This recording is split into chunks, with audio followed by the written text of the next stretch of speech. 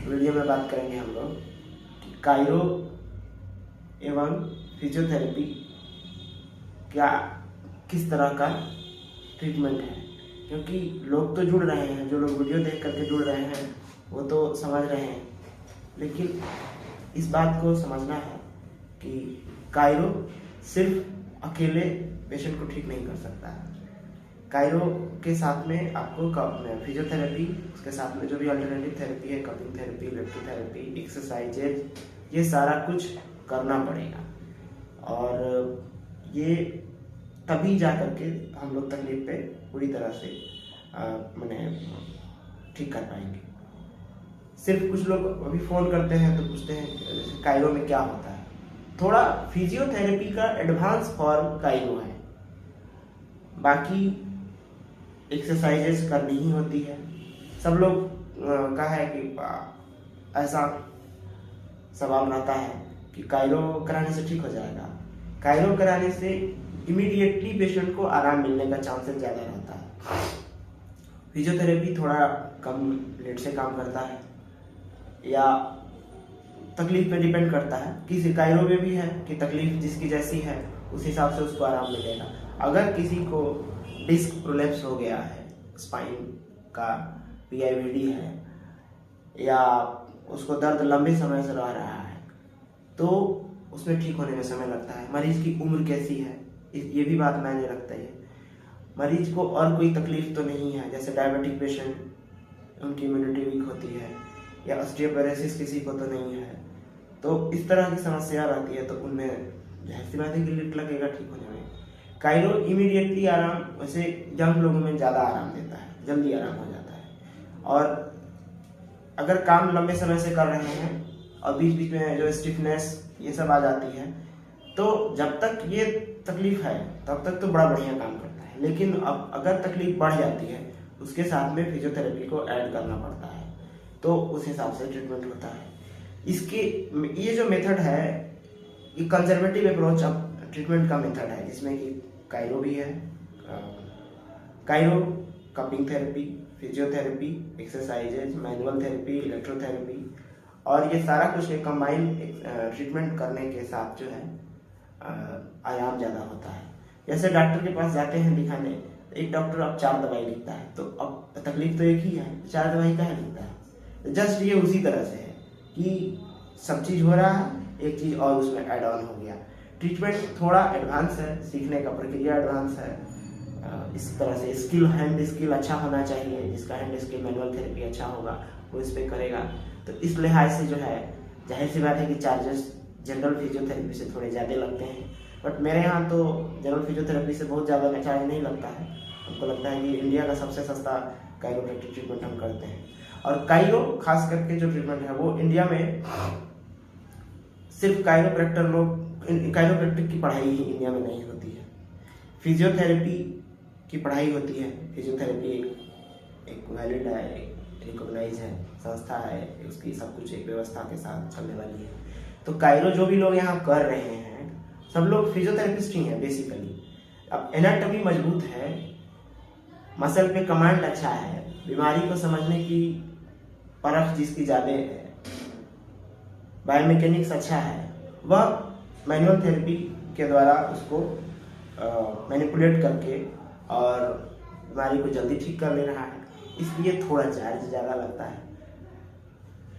बाकी ये आपको ठीक रखने के लिए, हमेशा के लिए जो ठीक रहे तकलीफ या लंबे समय तक ठीक रहे, इसके लिए एक्सरसाइजेस को अपनाना पड़ेगा, एक्सरसाइजेस करनी पड़ेगी, फिजियोथेरेपी करानी पड़ेगी। कई मरीज होते हैं जिनकी मसल्स जो है टाइट हो जाती है, तो उसमें मैनुअल थेरेपी की ज़रूरत है। स्ट्रेचिंग एक्सरसाइजेज और सिकाई, फिटिंग मोडालिटी, बहुत तरह की जो उसकी थेरेप्यूटिक उसकी ज़रूरत जिस तरह से है उस हिसाब से उसका ट्रीटमेंट होता है।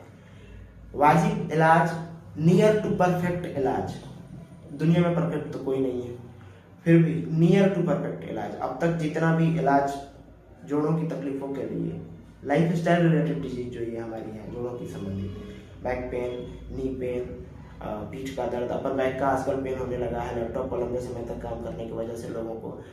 कभी कभी हम लोग को भी तकलीफ हो जाती है, वेरियस मैंने ज़्यादा पेशेंट देख लेते हैं तो इसको ठीक रखने के लिए बॉडी का अलाइनमेंट सही रखवाना ज़रूरी है।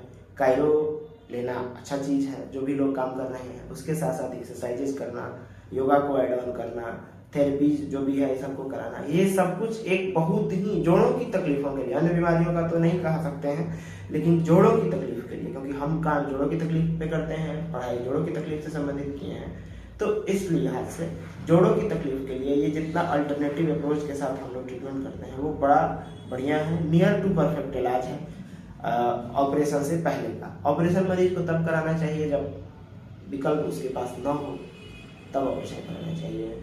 अन्यथा सबसे पहले जो है कंजर्वेटिव इलाज के बारे में सोचना चाहिए जोड़ों से तकलीफ के लिए,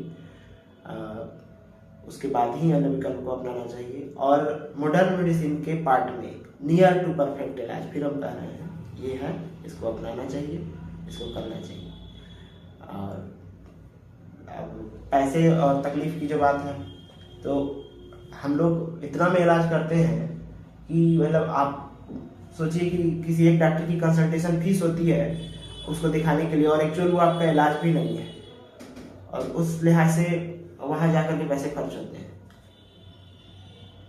उतना में हम लोग यहाँ इलाज कर देते हैं और मरीज को फायदा होता है, ठीक होता है। हड्डी की तकलीफ में, जोड़ों की तकलीफ, मांसपेशियों की तकलीफ के पेशेंट में ये सारे ट्रीटमेंट कामयाब हैं, इनको कराना चाहिए और अपनाना चाहिए। बाकी कुछ लोग का एक सवाल होता है कि सबको सेम जैसा ट्रीटमेंट होता है, तो बीमारी सबकी सेम जैसी होती है तो सेम ही ट्रीटमेंट होगा। हमारी जो विधि है वो दिख जाती है कि सबको लगता है सारे डॉक्टर का वैसे ही है। आप पेट के डॉक्टर के पास जाइएगा, अगर पेट के मरीज ज़्यादा है तो वहाँ तो सिर्फ ढेर सारा एक ही ब्रांड का रखा रहता है, वही उठा के सबको दिया जाता है। ऐसा तो नहीं है कि किसी एक को दे दिया फिर उसको दूसरा देगा, ऐसा नहीं होता है। तो ये भी समझना चाहिए।